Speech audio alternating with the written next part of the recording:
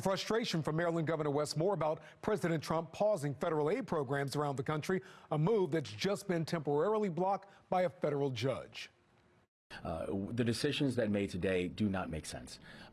They are emotive, they are irrational, they're not thought out, and it's chaos. And we have to make sure that we're protecting the people of our state, because the decisions that we saw from the White House are ones that are not going to go without a response from us.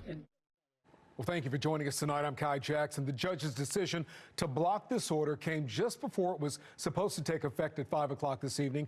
A follow-up hearing is scheduled for next week. Last night, a memo from the Office of Management and Budget called for a temporary pause to grant and loan programs. The memo read in part, the use of federal resources to advance Marxist equity, transgenderism, and Green New Deal social engineering policies is a waste of taxpayer dollars. Republicans say that order is an attempt to cut excess federal spending, while Democrats argue the plan is leaving the American people in the dark.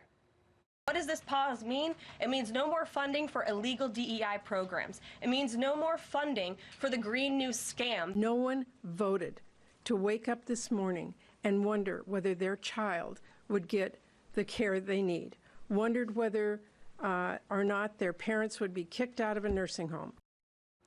Now, that freeze excludes Social Security, SNAP benefits, and also Medicare. But the status of several other federal programs is unclear. Fox 45's Mackenzie Frost questioned Governor Wes Moore about the impact of the funding freeze in Maryland and what happens next. The federal funding freeze is now on pause after a judge blocked the immediate effect. Governor Wes Moore and other leaders say the impacts of this could be far and wide, but we're pressing the governor about why it took so long to hear from him and his administration, despite signing a contract with consultants to prepare Maryland for this type of activity. The action from the White House sending shockwaves through Maryland. The Trump administration originally calling for a pause on federal grants and loans for 90 days, and within hours. We have experienced it today on some of our federal drawdowns earlier today. We got an error message. Maryland's health secretary telling lawmakers the state's Medicaid payment portal was locked. That has now been resolved, but the shutout comes as Maryland and more than 20 other states filed a lawsuit vowing to fight the freeze on funding. Going to court is actually an important thing. Someone has to explain to me how cutting funding for the victims of abuse, or cutting funding for those who are receiving military veterans' families who are receiving supports to help bury their loved ones, how this makes any sense.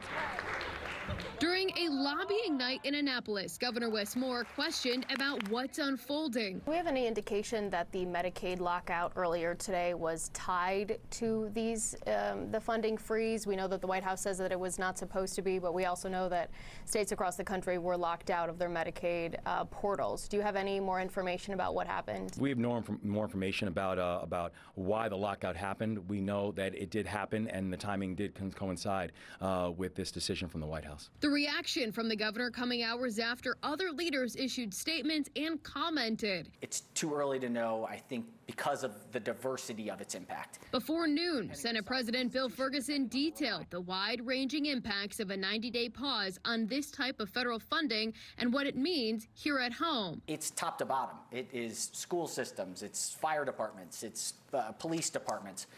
This isn't just kind of wasteful grant funding out there. The federal government is backfilling a lot of core services. And with the budget crisis already pinching Maryland's purse strings, we'll try to do what we can to supplement to the degree feasible. I think we won't be able to cover every gap. After Donald Trump was elected, Governor Moore signed a $190,000 two-month contract with consultants to help the state prepare for the Trump administration.